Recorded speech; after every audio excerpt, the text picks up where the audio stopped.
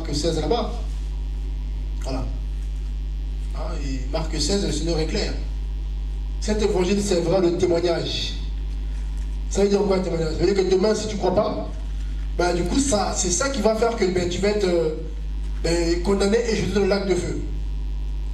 C'est-à-dire que les gens aujourd'hui qui ne croient pas, mais ils seront malheureusement pour eux ben, condamnés à cause de l'évangile qu'ils ont entendu. Ouais, il est dit encore pour Marc 16 ici.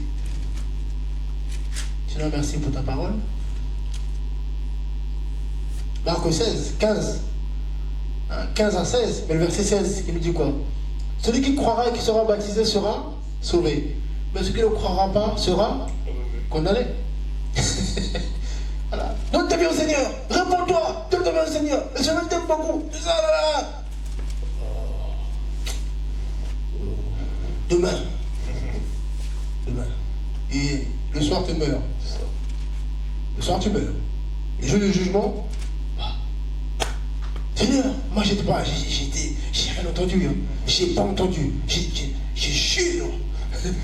Je te dis, franchement, si j'avais entendu l'évangile, j'allais me convertir. Si quelqu'un m'avait prêché ta parole. Oh. Michael, Gabriel, je vous dis. Là, c'est le gars. Ah bon, mais regarde. Là, on voit. Ouais, c'est un Mirella là.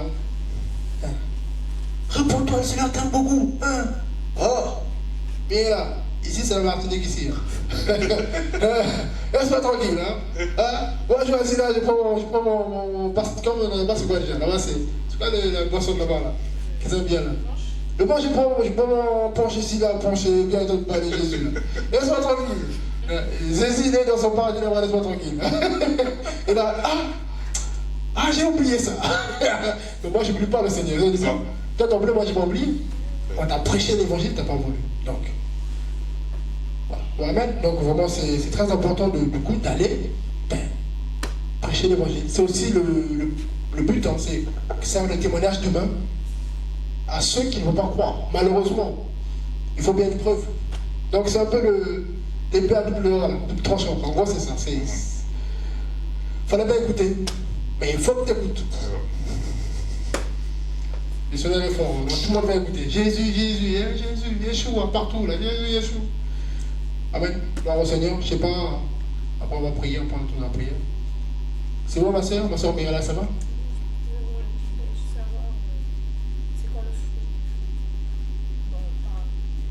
Le fruit défendu.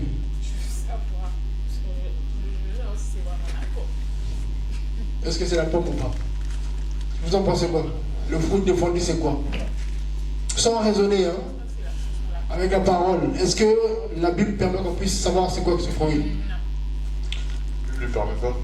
Moi, j'ai retenu la désobéissance et tout.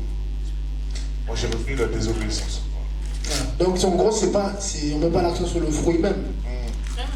Voilà. Mais c'est que le Seigneur n'a pas permis qu'on puisse... voilà.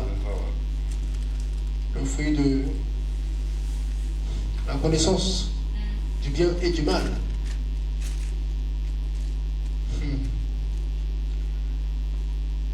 Ah Seigneur. L'humanité vient de loin quand même. Hein.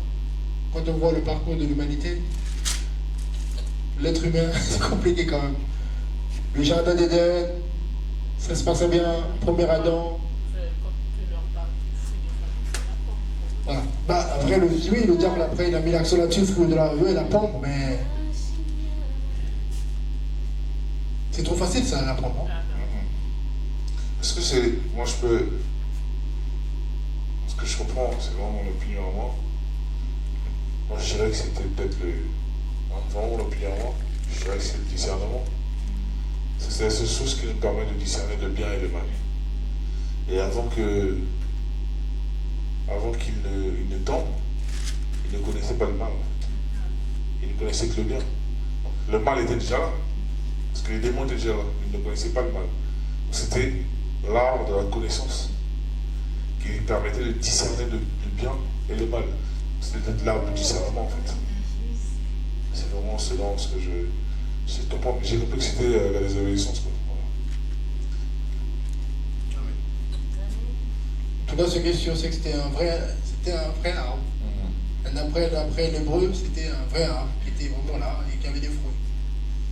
Mais c'est plutôt le côté où le Seigneur a donné un ordre en fait. Je pense que là, voilà, donc il y avait quelque chose qu'à savoir, oui. Donc en mangeant ça, ça t'ouvre en fait accès à autre chose, à savoir la connaissance du mal.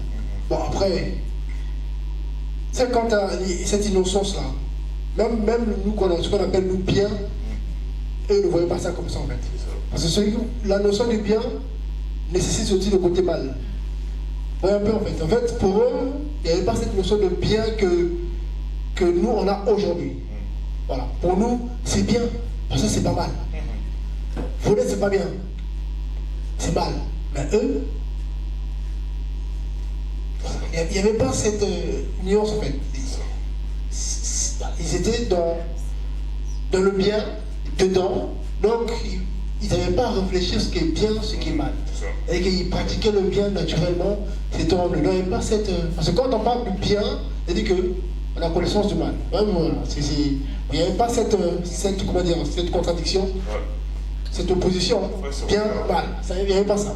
Mais le fait d'avoir mangé ça, et du coup, ils ont compris qu'il y a le bien et le mal. Et quand tu comprends ça, le vieil homme rentre. Et tu ne peux pas résister au mal. Parce que ta connaissance du mal. Et l'apôtre Paul l'explique bien. Et la chair, profitant de ça, avec la loi aussi, qu'est-ce qu'il fait? Il pousse du coup l'humanité à tomber dans le péché, à être esclave de la chair. Voilà pourquoi le Seigneur est venu. Même, et pourtant il est venu, malgré ça, malgré l'œuvre de la croix, tant qu'on a la chair physique, qu'est-ce qui se passe? On tombe, on se relève, les pensées. Ça veut dire que vraiment le diable a fait un travail énorme. Franchement, le diable a fait un travail terrible. Il a réussi à faire un travail terrible. Franchement, quand on y pense, donc on ne peut pas minimiser ce que le diable a fait. C'est-à-dire que celui qui minimise, oh mais Satan, t'as pas compris. Quand on voit les âmes qui périssent, on voit ce qui se passe dans le monde, les souffrances, les famines, les guerres, coronavirus, tout ça, c'est-à-dire que le diable il a causé un tort énorme à l'humanité. Jusqu'à pousser le Seigneur à s'incarner. Vous voyez, c'est terrible. Même après l'apôtre Paul, il même pique un peu la femme. La femme, à cause de la transgression. Amen. Tu peux te donner. C'est pas Adam, mais c'est la femme. Mais elle sera sauvée de nos mères. Si elle persévère dans la justice, la sainteté, voilà. Il ne dit pas que si tu deviens mère. Donc, mais il faut persévérer. Mais il y a même femme. Amen. Donc c'est pour nous interpeller qu'aujourd'hui, ça continue jusqu'à notre mort ou jusqu'à l'enlèvement. Nous devons veiller sur notre vie, sur notre marche, sur notre façon de fonctionner. Donc, ils sont trois nous aident, vraiment. Vraiment, c'est pas facile.